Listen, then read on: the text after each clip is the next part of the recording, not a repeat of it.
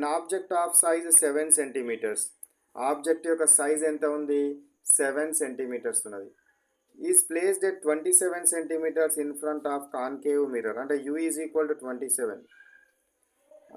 Focal length is 18. అంటే f is equal to 18 ఇచ్చినాడు. Find the image distance. Image distance అంటే v is equal to ఎంత అని అడుగుతున్నాడు. వి ఈజ్ ఈక్వల్ టు ఎంత అని అడుగుతున్నాడు. మనకు ప్రిన్సిపల్ ఏంటి? 1/f is equal to 1/u plus 1/v is the principle. So ఇప్పుడు నాకు ఎఫ్ మనకంటే ఇక్కడ సైన్ కన్వెన్షన్స్ మనం యూజ్ చేయాలి. సైన్ కన్వెన్షన్స్ యూజ్ చేయాలి. ఇది కాన్కేవ్ మిర్రర్.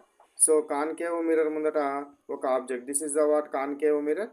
ఇక్కడ ఒక ఆబ్జెక్ట్ని మనము పెట్టినాడు. ఎక్కడనో యూ అనేది 27 డిస్టెన్స్లో పెట్టినాడు. పోల్ నుంచే కొలుస్తాం. దీని మీద వచ్చే లైట్ రేస్ అనేది ఈ విధంగా వచ్చి పడతాయి.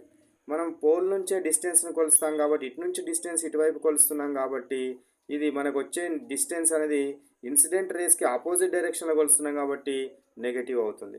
అదేవిధంగా ఎఫ్ వాల్యూ ఎంతో ఇక్కడ ఉంది అనుకోండి, 18 సెంటీమీటర్స్ ఉంది అనుకోండి. ఇది కూడా ఇది ఇన్సిడెంట్ రేస్ ఇట్లా వస్తున్నట్టయితే మనం కొలిసే కొలత ఇటు నుంచి కొలుస్తున్నాం, ఆపోజిట్లో కొలుస్తున్నాం కాబట్టి ఇది కూడా నెగటివే అవుతుంది. సో ఎఫ్ కూడా నెగటివే అవుతుంది. కాబట్టి ఇందులో సబ్స్టిట్యూట్ చేయండి. సబ్స్టిట్యూట్ చేస్తే ఏమవుతుంది? -1/-18 is equal to 1/-27 plus 1/v వస్తుంది. సో ఇది ఇప్పుడు దీన్ని సాల్వ్ చేయండి. దీన్ని సాల్వ్ చేస్తే you will get what? v is equal to 54 వస్తుంది. అది -54. ఎందుకంటే మళ్ళీ ఇమేజ్ కూడా ఇక్కడెక్కడో ఇటు సైడే వస్తుంది కదా.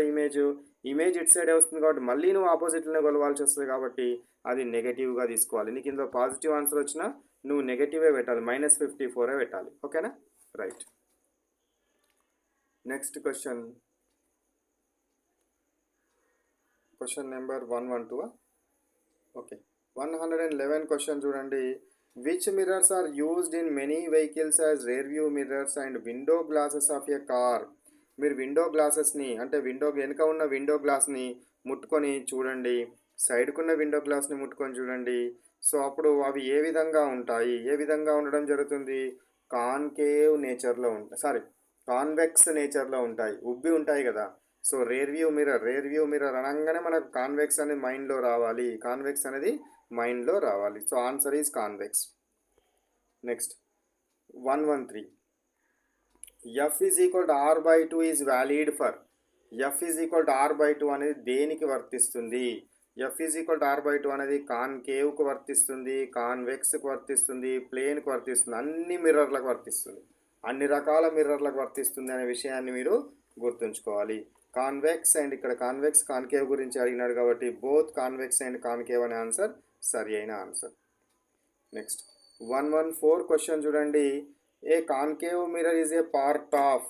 కాన్కేవ్ మిర్రర్ అనేది ఏమిటి? కాన్కేవ్ మిర్రర్ అనేది దేని నుంచి తయారు చేస్తారు? సో కాన్కేవ్ మిర్రర్ అయినా కాన్వెక్స్ మిర్రర్ అయినా కూడా ఒక స్పియర్ని కనుక కట్ చేస్తే మనకు ఈ విధమైన షేప్ వచ్చింది కదా. ఇటు సైడ్ కట్ చేస్తే ఈ విధమైన షేప్ వచ్చింది, ఇటు సైడ్ కట్ చేస్తే ఈ విధమైన షేప్ వచ్చింది. ఈ షేప్ వచ్చిన తర్వాత ఇది బయట సైడ్ కనుక కోటింగ్ చేస్తే ఇది కాన్కేవ్ అవుతుంది. లోపల సైడ్ కనుక కోటింగ్ చేస్తే రిఫ్లెక్టెడ్ సర్ఫేస్ ఉబ్బెత్తుగా ఉంది కాబట్టి ఇది కాన్వెక్స్ అవుతుంది. అంటే కాన్వెక్స్ అయినా కాన్కేవ్ అయినా దేని నుంచి వస్తుంది? స్పియర్ని కట్ చేయడం వల్ల వస్తుంది. దేని నుంచి కట్ చేస్తాం మనము? స్పియర్, ఒక పెద్ద గోళంను కట్ చేసి తయారు చేయడం జరుగుతుంది. నెక్స్ట్ క్వశ్చన్ నెంబర్ 115 చూడండి. Radius of curvature is equal to dash times of focal length. So మనకు ఎఫ్ ఈజ్ ఈక్వల్ టు ఏమొస్తుంది? r/2.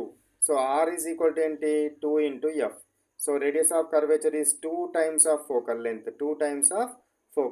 Radius of curvature is equal 2 times of focal length కాబట్టి C answer is correct one.